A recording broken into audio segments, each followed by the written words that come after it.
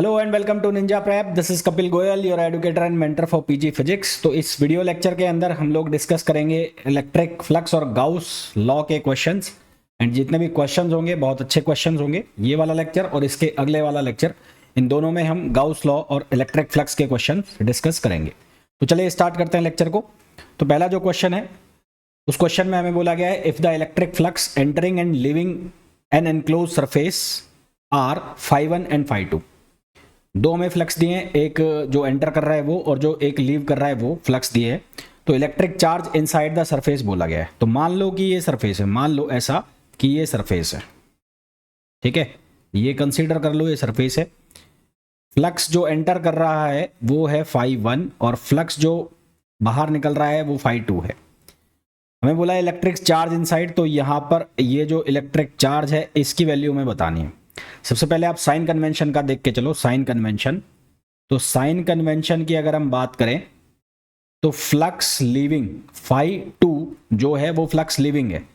तो flux leaving जो है उसको हम ले लेते हैं पॉजिटिव। तो फ्लक्स लीविंग जो है उसको हमने लिया पॉजिटिव, और φ1 जो है वो है फ्लक्स एंटरिंग, और फ्लक्स एंटरिंग को हम क्या ले रहे हैं, नेगेटिव। तो नेट फ्लक्स हमारे पास जो बचेगा वो बचेगा कितना, वो बचेगा φ2 माइनस φ1, यानी कि जो बाहर जा रहा है और जो अंदर आ रहा है उनको नेट मैंने निकाल दिया।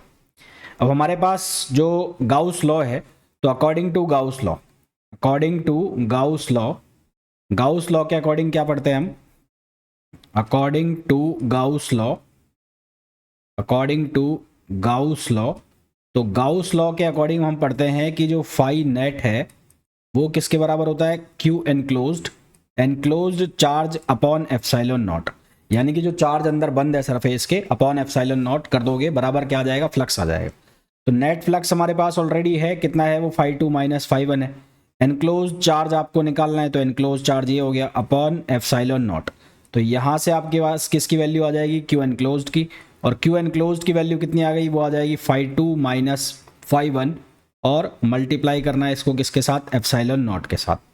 तो हमारे पास जो आंसर आ जाएगा वो आ जाएगा option A, φ2 minus φ1 multiplied by epsilon naught. तो सिंपल सा क्वेश्चन था, बहुत ज़्यादा कुछ इसमें करना नहीं था। Next, the inward and outward electric flux for the close surface. अब यहाँ पर जो इसके पहले वाला क्वेश्चन किया उसका ही कॉन्सेप्ट जो है यहाँ पर अप्लाई करना है, यानी कि आपको साइन कन्वेंशन का पता होना चाहिए, क्योंकि आपको जो आंसर मिलेंगे वो दोनों मिलते जुलते आंसर मिलेंगे।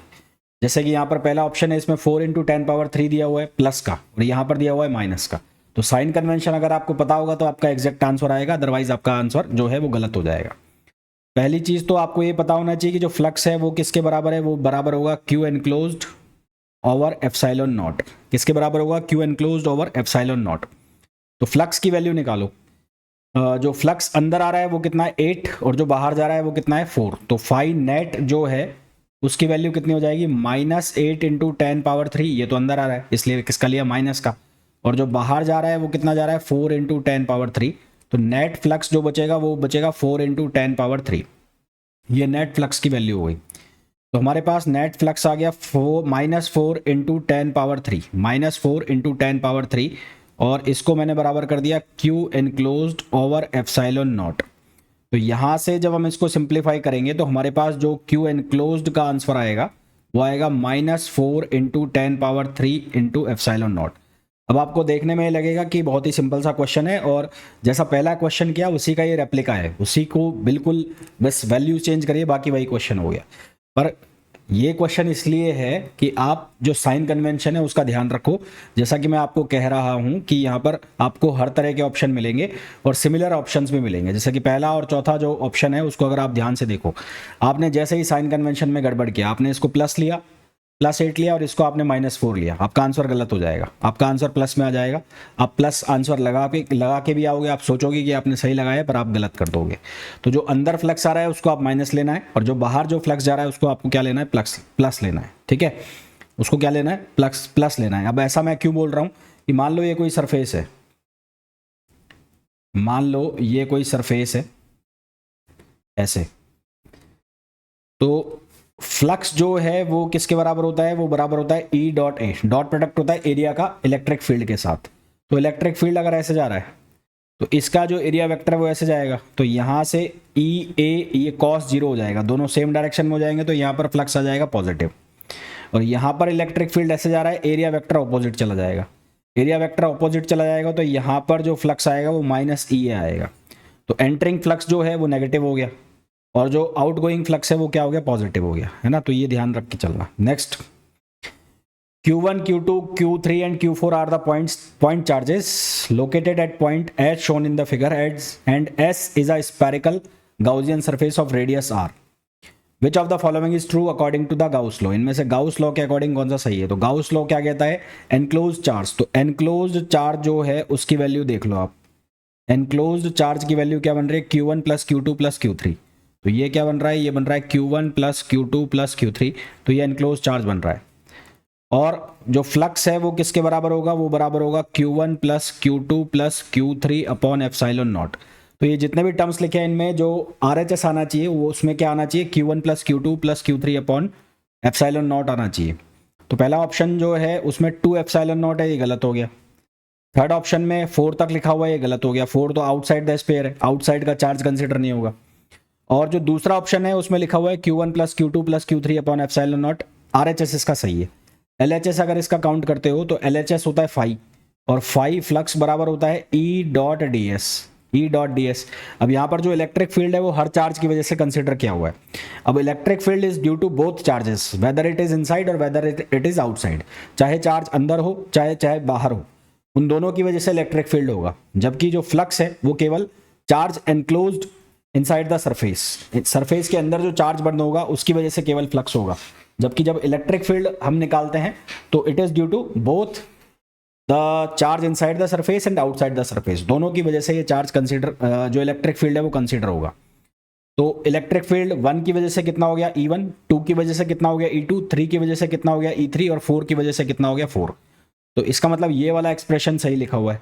तो हमारे पास जो सही आंसर आएगा इसका वो क्या आ जाएगा, सेकंड आ जाएगा। ठीक है, नेक्स्ट क्वेश्चन पे आ जाओ। Charge Q1 and Q2 lie inside and outside. तो हम एक गाउसियन सरफेस बना लेते हैं, इसके अंदर जो चार्ज है वो है Q1 और इसके बाहर जो चार्ज है कितना है, Q2 है। ठीक है, अंदर जो चार्ज है वो कितना है Q1 और बाहर जो चार्ज है इसके वो कितना है, Q2 है। एक सरफेस है S, तो ये जो एनक्लोज सरफेस है वो कितनी है, S है। Let E be the field at any point on S and phi be the flux of E over S। तो E इलेक्ट्रिक फील्ड की वैल्यू है और फाई फ्लक्स की वैल्यू है। तो चूज द इनकरेक्ट ऑप्शन। तो इनमें से हमें इनकरेक्ट ऑप्शन चुनना है। तो यदि Q1 चेंज होता है तो E और फाई दोनों चेंज होंगे। देखो जो फाई है, फाई ये डिपेंड करेगा, phi depends on charge inside the surface, charge inside the surface, while E depends on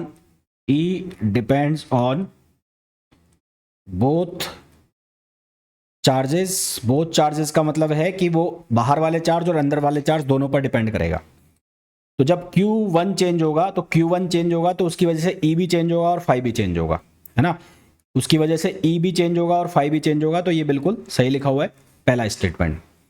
दूसरा स्टेटमेंट है if Q2 changes E will change but phi will not change. तो ये भी बिल्कुल सही है क्योंकि फाई जो है वो अंदर वाले चार्ज पर डिपेंड कर रहा है।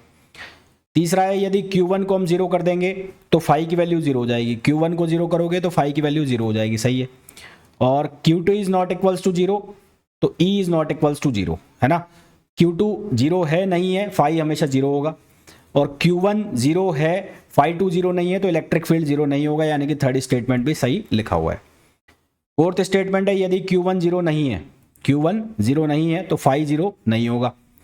और यदि Q2 0 है तो E 0 हो जाएगा, या Q1 0 नहीं है तो ये गलत हो गया, है ना, क्योंकि E जो है अंदर और बाहर वाले दोनों चार्ज पर डिपेंड कर रहा है। तो Q2 0 है, वो बात समझ में आ रही है, पर Q1 0 नहीं है और इलेक्ट्रिक फील्ड आप 0 कर रहे हो तो वो गलत हो जाएगा। तो यहाँ पर फोर्थ स्टेटमेंट जो है वो गलत है, हमें फोर्थ ऑप्शन चूज करना है। तो यहाँ पर फोर्थ ऑप्शन जो है वो गलत ऑप्शन हो गया। Next, a linearly charge having linear charge density lambda penetrates a cube diagonally and then it penetrates a sphere diametrically as shown. What will be the ratio of flux coming out of the cube to the from sphere? तो flux जो है, flux वो बराबर होता है Q enclosed upon epsilon not, Q enclosed over epsilon not, है ना। ये हमारे पास किसकी वैल्यू होती है, फ्लक्स की वैल्यू होती है। तो यहाँ पर हमें जो लीनियर चार्ज डेंसिटी है वो दी हुई है, तो क्यू एनक्लोज्ड जो है उसकी वैल्यू क्या होगी, lambda into length, lambda into length. तो अगर मैं क्यूब की बात करूं तो क्यूब के लिए ये लेंथ चाहिए। अब क्यूब की जो साइड है वो दे रखी है ए, तो ये वाली जो लेंथ आएगी, ये वाली लेंथ कितनी आएगी, a√3। क्यूब का जो डायगोनल है वो कितना होगा, a√3। इसी तरह से जो स्पेयर है उसके लिए ये किसके बराबर होगी, डायमीटर के बराबर, तो ये लेंथ कितनी आ जाएगी, 2a। तो क्यू एनक्लोज्ड फॉर क्यूब, तो क्यूब के लिए क्यू एनक्लोज्ड की वैल्यू कितनी होगी, लैम्बडा इंटू a√3। और इसी तरह से क्यू एनक्लोज्ड स्पेयर के लिए क्या वैल्यू होगी, स्पेयर के लिए होगी लैम्बडा इंटू 2a, ठीक है, लैम्बडा इंटू 2a। तो अब आपको निकालनी है किसकी वैल्यू, φ1 और φ2 की, तो रेशो निकालना है इनका। तो सबसे पहले आप φ1 निकाल लो, तो φ1 किसके बराबर होगा, lambda a√3 over epsilon not, और φ2 जो है वो किसके बराबर होगा, 2a lambda over epsilon naught. तो यहां से इनका रेशो निकालना है, तो रेशो आएगा φ1 ओवर φ2, φ1 ओवर φ2। तो ये क्या बनेगा, ये बनेगा lambda a√3 upon epsilon not, और ये क्या बन जाएगा, एप्सिलॉन नॉट, और ये कितना हो जाएगा, 2a लैम्बडा। तो यहाँ से क्या कैंसिल आउट हो रहा है, यहाँ से लैम्बडा a से लैम्बडा a गया, एप्सिलॉन नॉट से एप्सिलॉन नॉट गया, तो φ1 यहाँ लिख देता हूँ मैं। तो यहाँ φ1 अपॉन φ2 का जो रेशो आ गया वो कितना आ गया, √3/2, कितना आ गया, √3/2, विच इज ऑप्शन थर्ड। तो ऑप्शन थर्ड इसका करेक्ट आंसर हो गया। नेक्स्ट क्वेश्चन पे आ जाइए। नेक्स्ट क्वेश्चन में बोला है the electric field inside a sphere which carries a charge density proportional to the distance from the centre. तो चार्ज डेंसिटी जो हमें गिवन है वो गिवन है rho equals to alpha r. Charge density की वैल्यू है rho equals to alpha r, ये हमें चार्ज डेंसिटी गिवन है।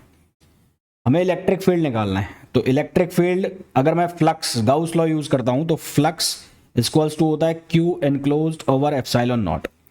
तो सबसे पहले हमें क्यू एनक्लोज्ड की वैल्यू चाहिए, तो क्यू एनक्लोज्ड जो है वो किसके बराबर होगा, वो बराबर होगा डेंसिटी और इनटू वॉल्यूम, क्योंकि आपको क्या दिया हुआ है, आपको वॉल्यूम चार्ज डेंसिटी दी हुई है। तो वॉल्यूम चार्ज डेंसिटी को आपको कवर करना है, चार्ज में बदलना है। तो वॉल्यूम चार्ज डेंसिटी का मतलब क्या होता है, वॉल्यूम चार्ज डेंसिटी का मतलब होता है charge upon volume, charge upon volume.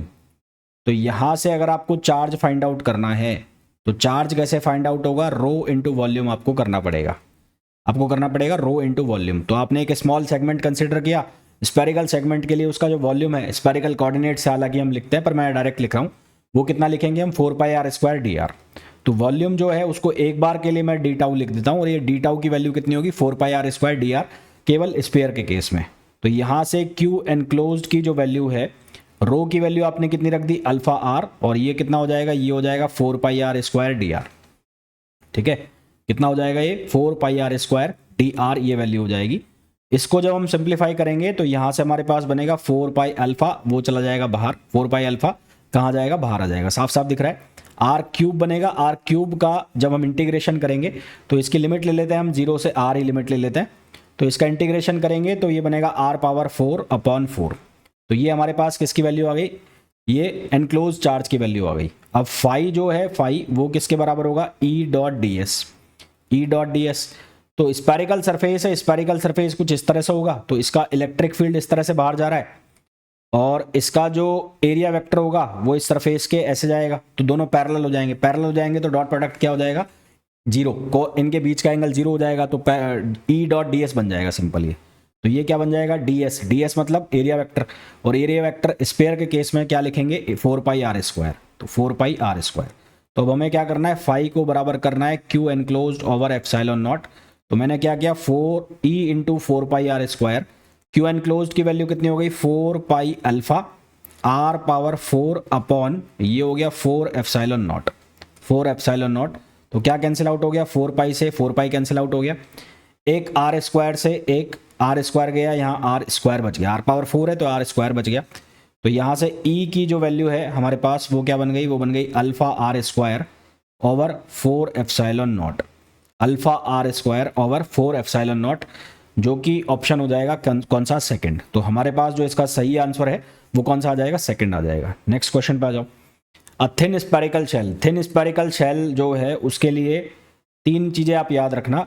Thin spherical shell की मैं बात कर रहा हूं। मान लो इसकी रेडियस है r है, मान लिया, तो 3 पॉइंट कंसिडर कर लो। एक पॉइंट आउटसाइड, मान लो ये पॉइंट A है, एक पॉइंट यहां पर कंसिडर कर लो और एक पॉइंट इसके अंदर कंसिडर कर लो। तो इसको ले लो आप R, कैपिटल R। तो when R greater than R, यानी कि EA पर जब आप इलेक्ट्रिक फील्ड निकाल रहे हो तो ये कितना हो जाएगा, ये हो जाएगा KQ over R square. Surface के ऊपर निकालना है, यानी कि when R equals to capital R, तो EB की जो वैल्यू हो जाएगी वो हो जाएगी KQ ओवर R स्क्वायर। और जब आप अंदर इलेक्ट्रिक फील्ड निकालेंगे R लेस देन R, तो इस केस में EC की वैल्यू कितनी हो जाएगी, 0। तो यहां से हमें ये चूज करना है कि कौन सा ग्राफ जो है वो सही है। तो अंदर इलेक्ट्रिक फील्ड 0 है, वो कौन से ऑप्शन में दिख रहा है, वो पहले ऑप्शन में दिख रहा है, तो पहला ऑप्शन इसका करेक्ट हो गया, क्योंकि दूसरे ऑप्शन में अंदर इलेक्ट्रिक फील्ड है। तीसरे ऑप्शन में डायरेक्टली लीनियरली प्रोपोर्शनल आ रहा है, तो वो भी गलत है। और फोर्थ ऑप्शन जो है उसमें पैराबोलिकली, यानी कि जो नॉन लीनियर वेरिएशन है, तो ये भी क्या हो गया, गलत हो गया। नेक्स्ट क्वेश्चन पे आ जाओ। For spherical symmetric charge distribution, electric field at a distance r from centre of sphere. तो इलेक्ट्रिक फील्ड जो है वो हमें कितना दिया हुआ है, वो दिया हुआ है k r पावर 7 और r कैप। ये हमें किसकी वैल्यू दी है, ये हमें इलेक्ट्रिक फील्ड की वैल्यू दी है। What will be the volume charge density, what will be the volume charge density at a distance r from the centre of sphere. Volume charge density हमें बतानी है, ठीक है। तो सिंस Q एनक्लोज्ड, ये बराबर होता है integration rho into D tau. जब भी वॉल्यूम चार्ज डेंसिटी की बात होगी तो आपको ये फॉर्मूला यूज करना है। तो Q एनक्लोज्ड, रो की वैल्यू हमें फाइंड आउट करनी है ना। हमें पूछा है वॉल्यूम चार्ज डेंसिटी, तो और डी टाउ की वैल्यू आपको कितनी लिखनी है, ये लिखनी है 4 पाई r स्क्वायर डी आर। तो ये तो Q एनक्लोज्ड की वैल्यू हो गई। फिर आपको चाहिए होगा फाई, तो फाई किसके बराबर होगा, E dot D A, E dot D A. तो E की वैल्यू आपको कितनी गिवन है, वो गिवन है KR power 7, KR power 7, R cap दिया हुआ है और एरिया वेक्टर दोनों सेम डायरेक्शन में होंगे, तो R कैप 1 हो जाएगा। और इसको मल्टीप्लाई कराना है किसके साथ, एरिया वेक्टर के साथ। तो एरिया जो बनेगा वो कितना बनेगा, 4 पाई R स्क्वायर। तो ये कितना बनेगा, 4 पाई R स्क्वायर। तो यहां से ये कितना बन जाएगा, 4 पाई के, और ये हो गया R पावर 9, 4 पाई के R पावर 9। तो अब क्या करोगे, अब इन दोनों को इक्वेट करो, यानी कि फाई को बराबर कर दो आप Q enclosed upon epsilon naught. तो Q enclosed upon epsilon not के बराबर करो। तो यहां से फाई की वैल्यू आपने निकाल ली है, कितनी आई, 4 पाई के R पावर 9, और Q एनक्लोज्ड की वैल्यू आपने ये लिखी हुई है इंटीग्रेशन में, तो रो इंटीग्रेशन में है, और 4 पाई ये R कितना है, square, R square D R over epsilon not, ठीक है। तो यहां से क्या कैंसिल आउट हो रहा है, देखो कट क्या कह रहा है, यहां से 4 पाई से 4 पाई कट गया, 4 पाई से 4 पाई कट गया यहां पर। अब यहां पर जब आप R स्क्वायर का इंटीग्रेशन करोगे तो ये बनेगा R क्यूब बाय 3। तो यहां से क्या बनेगा, के R पावर 9, इसको ऐसे काट मत देना कहीं, ये R पावर 9 लिखा हुआ है, R स्क्वायर लिखा हुआ है, तो R स्क्वायर को इससे कट दो, ये इंटीग्रेशन के अंदर है तो ऐसा नहीं कटेगा ये। तो ये रो बाहर है, और R स्क्वायर का इंटीग्रेशन करोगे तो R क्यूब बाय 3 बन जाएगा। तो ये बन गया R cube upon 3 epsilon not. अब इसको आप काट सकते हो, तो अब आप इसको काट सकते हो, तो रो की वैल्यू कितनी बनेगी, ये R पावर 6 बन जाएगा यहाँ पर, तो ये बनेगा 3 के एप्सिलॉन नॉट R पावर 6। तो ये वैल्यू कितनी आ जाएगी, 3 के एप्सिलॉन नॉट R पावर 6, जो कि ऑप्शन हो जाएगा कौन सा, ऑप्शन ए। नेक्स्ट क्वेश्चन पे आ जाओ। Due to charge inside a cube, the electric field EX हमें गिवन है, ये वैल्यू हमें गिवन है। EY वाई डायरेक्शन में इलेक्ट्रिक फील्ड, Z डायरेक्शन में इलेक्ट्रिक फील्ड 0 दिया हुआ है। The charge inside the cube is approximately, cube के अंदर कितना चार्ज होगा वो हमें बताना है। तो पहले इनसाइड जो फ्लक्स है और आउटसाइड जो फ्लक्स है उसको हम निकाल लेते हैं। तो आउटसाइड फ्लक्स होगा कुछ ऐसा φ2, और इनसाइड फ्लक्स होगा ये होगा। तो इनसाइड वाला फ्लक्स आपको क्या लेना है, नेगेटिव लेना है। तो एरिया जो होगा, एरिया, इसका एरिया वेक्टर जो बनेगा, एरिया वेक्टर, क्योंकि सामने से देखोगे तो स्क्वायर बन रहा है, तो एरिया वेक्टर बन जाएगा ए स्क्वायर। तो फाई इन की जो वैल्यू है मैंने आपको बताया था माइनस आएगा, तो यहां माइनस ई एक्स का ए स्क्वायर से मल्टीप्लिकेशन करा दिया, तो माइनस ई एक्स की वैल्यू कितनी हो गई, ये हो गई 600 और x पावर हाफ है, तो x की जगह कितना डाल दोगे a, क्योंकि अंदर निकालना है तो अंदर a की x की जगह कितना रखोगे a, तो ये हो जाएगा a पावर हाफ और ये हो गया a स्क्वायर। तो यहाँ से हमारे पास ये क्या बन गया, ये बन गया -600। ये मैं 5 की वैल्यू बता रहा हूँ ना, ये 5 की मत समझ लेना, ये मैं वैल्यू बता रहा हूँ किसकी, 5 की, यहीं लिख देते हैं, यहाँ लिख देता हूँ। तो 5 जो हमारे पास बनेगा वो बनेगा -600 और a पावर ये कितना हो जाएगा 5/2 है ना, पावर ऐड हो जाएंगी तो ये 5/2 हो गया। सिमिलरली 5/2 जब हम निकालेंगे तो वो कितना लिखा जाएगा 600 a पावर कितना, अच्छा ये जो डिस्टेंस है ये 0.1 मीटर है, यहाँ से यहाँ पर ये डिस्टेंस a हो गई और ये a डिस्टेंस हो गई, तो टोटल डिस्टेंस कितनी हो गई 2a, तो ये हो जाएगा 2a पावर हाफ। ठीक है, ये कितना हो जाएगा 2a पावर हाफ। ये यहाँ पर कितने डिस्टेंस पर है, a डिस्टेंस पर है, ये डिस्टेंस a के बराबर है तो इसलिए मैंने यहाँ पर a ले लिया, और यहाँ कितना हो जाएगा 2a हो जाएगा, तो 2a पावर हाफ और ये कितना हो गया ये a स्क्वायर। तो यहाँ से 5/2 की जो वैल्यू है वो कितनी बनेगी 600 और 2a पावर हाफ, तो ये √2 आ जाएगा, तो 600 √2 और a पावर 5/2। तो नेट फ्लक्स जो आएगा, नेट फ्लक्स वो कितना आ जाएगा, वो आ जाएगा 5/2 - 5/1, कितना आएगा 5/2 - 5/1 है ना। तो इनका सम करेंगे नेट फ्लक्स, तो नेट फ्लक्स में अब साइन के साथ लेना है, तो कितना आएगा, ये आ जाएगा हमारे पास a पावर 5/2 कॉमन ले लिया तो √2 - 1, √2 - 1 और 600 भी कॉमन आ गया, और 600 भी हमारे पास क्या आ गया, कॉमन आ गया, 600 भी कॉमन आ गया। नेट फ्लक्स की वैल्यू निकाल ली तो ये साइन हमारा माइनस हो गया। यहाँ पर अगर आप माइनस साइन ले लोगे फिर यहाँ पर माइनस साइन नहीं आएगा है ना, वो एक ही बार माइनस साइन कंसिडर होगा। तो नेट फ्लक्स तो आपको समेशन में दिखाना है, पर जब आप समेशन में दिखाओगे तो 5/1 को विद साइन लेना है, तो विद साइन ले लिया तो क्या आ गया माइनस आएगा, ये ध्यान रखना। तो ये आपके पास नेट फ्लक्स की वैल्यू आ गई। ठीक है, किसकी वैल्यू आ गई, नेट फ्लक्स की वैल्यू आ गई। तो चार्ज इनसाइड निकालना है, तो चार्ज इनसाइड निकालेंगे तो यहां से हमारे पास ये बना कितना 600 √2 - 1 a पावर 5/2 को बराबर करेंगे Q enclosed upon epsilon naught. तो Q एनक्लोज्ड जो है वो बराबर हो जाएगा 600 √2 - 1 a पावर 5/2 एप्सिलॉन नॉट। तो यहाँ पर ये वैल्यू डालनी है आपको, तो Q एनक्लोज्ड 600 √2 को आप लिख लो 1.414 - 1, a की जगह आपको लिखना है 0.15/2 और एप्सिलॉन की वैल्यू 8.85 × 10⁻⁻12। इसको सॉल्व कर लेना और सॉल्व करके फिर आंसर निकाल लेना, चारों में से कोई एक ऑप्शन आ जाएगा। नेक्स्ट क्वेश्चन पे आ जाओ। इलेक्ट्रिक फील्ड दिया हुआ है और इलेक्ट्रिक फ्लक्स निकालना है, तो फ्लक्स किसके बराबर होगा, वो बराबर होगा E.A। किसके बराबर होगा E.A। तो E की वैल्यू कितनी है, ये है I cap plus √2J cap plus √3K cap. ये किसकी वैल्यू है, इलेक्ट्रिक फील्ड की। एरिया वेक्टर जो है वो 100 मीटर स्क्वायर है, 100 metre square lying in XY plane. कौन से प्लेन में, XY प्लेन में। तो एरिया वेक्टर जो है वो XY प्लेन में है, तो उसकी डायरेक्शन कौन से प्लेन में होगी, J जो प्लेन है Z उसमें होगी, Z में, तो G में उसकी डायरेक्शन होगी। तो ये क्या हो जाएगा 100K कैप, 100K कैप। अगर XY प्लेन में है तो एरिया वेक्टर ऐसे जाएगा G डायरेक्शन में, तो ये डॉट प्रोडक्ट करा दिया 100K कैप। तो अब इसको सिंप्लीफाई करोगे तो ये बन जाएगा √3 को मल्टीप्लाई कर देंगे 100 से, तो आंसर आ जाएगा हमारे पास 173। √3 की वैल्यू 1.3732, तो 173.2 आंसर आ जाएगा option third. Next, an electric dipole is placed at the centre of sphere. जब इलेक्ट्रिक डायपोल को जब हम अंदर रखेंगे तो Q एनक्लोज्ड जो है वो जीरो हो जाएगा, वो जीरो हो जाएगा। क्यों, क्योंकि फॉर अ डायपोल,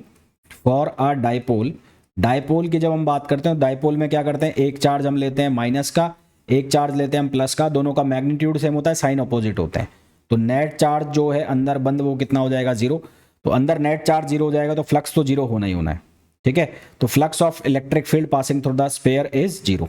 तो ये हमारे पास करेक्ट आंसर आ गया। Next, a charge particle Q is placed at centre O of cube of length L, A, B, C, D, E, F, G, H. Another same charge Q is placed at a distance L at a distance L from O, then the electric flux through ABCD। तो ABCD से जो electric flux जाएगा वो हमें बताना है। A charge particle Q is placed at the centre O of cube length. ये पूरा जो क्यूब है इस पर एक चार्ज पार्टिकल रखा है सेंटर पर यहाँ पर। तो इसकी वजह से जो फ्लक्स होगा वो कितना होगा, Q अपॉन एप्सिलॉन नॉट। कितना होगा, Q अपॉन एप्सिलॉन नॉट। और another same charge Q is placed at distance L from O, और ये O डिस्टेंस पर रखा है, और ये जो डिस्टेंस है ये कितनी है, L है, L ये गिवन है यहाँ पर। Then the electric flux through ABCD। तो यहाँ ABCD से जो फ्लक्स होगा ये हमें बताना है, ये फ्लक्स की वैल्यू बतानी है। तो ये फ्लक्स की वैल्यू हम कैसे बताएंगे,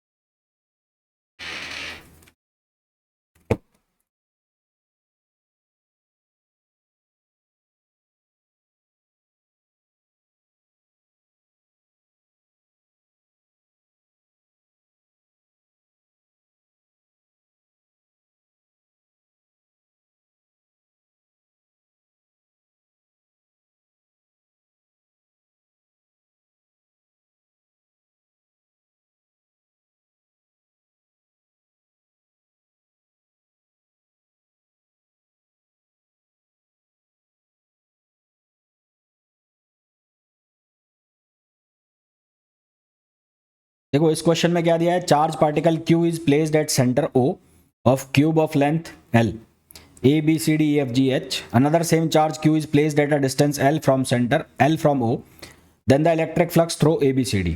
तो पहले इस चार्ज की वजह से यहां पर फ्लक्स निकाल लो यहाँ पर। तो फाई नेट जो है इस चार्ज की वजह से वो कितना होगा, Q ओवर एप्सिलॉन नॉट। मैं इस चार्ज की बात कर रहा हूं पहले। तो phi A B C D इसकी वजह से कितना होगा, टोटल 6 सरफेस है, तो एक सरफेस से कितना हो जाएगा, 6 एप्सिलॉन नॉट। कितना हो जाएगा, 6 एप्सिलॉन नॉट। अब दोनों के बीच की डिस्टेंस L है, तो ये डिस्टेंस कितनी हो गई यहाँ से L/2, और ये डिस्टेंस भी कितनी हो गई, L/2। तो ABCD से नेट फ्लक्स बताना है। तो जितना फ्लक्स इस चार्ज की वजह से यहाँ से जा रहा होगा उतना ही फ्लक्स इस चार्ज की वजह से यहाँ आ रहा होगा, क्योंकि यहाँ पर अगर हम सिमेट्रिक इमेज बना दें, यहाँ पर एक और क्यूब बना दूं ऐसे में, तो ये भी क्यूब के अंदर आ जाएगा, और क्यूब के अंदर आ जाएगा तो जितना फ्लक्स ये प्रोड्यूस कर रहा है उतना ये प्रोड्यूस करेगा, पर दोनों की डायरेक्शन क्या हो जाएगी, अपोजिट। तो दूसरे अगर इसकी मैं Q1 बोल देता हूँ और इसको मैं Q2 बोल देता हूँ, तो फाई ABCD वो कितना आ जाएगा, वो आ जाएगा -Q2 अपॉन 6 एप्सिलॉन नॉट। तो फाई ABCD की जो वैल्यू बनेगी वो कितनी बन जाएगी, Q1 minus Q2 upon 6 epsilon not. अब Q1 यहाँ पर किसके बराबर है, Q2 के, तो ये वैल्यू कितनी हो जाएगी, 0। तो फ्लक्स की वैल्यू कितनी हो जाएगी, 0 हो जाएगी। ठीक है, तो आई होप जितने भी क्वेश्चंस मैंने बताए हैं वो बहुत अच्छे से समझ आ गए होंगे। मिलते हैं नेक्स्ट वीडियो में, till then thank you, bye bye.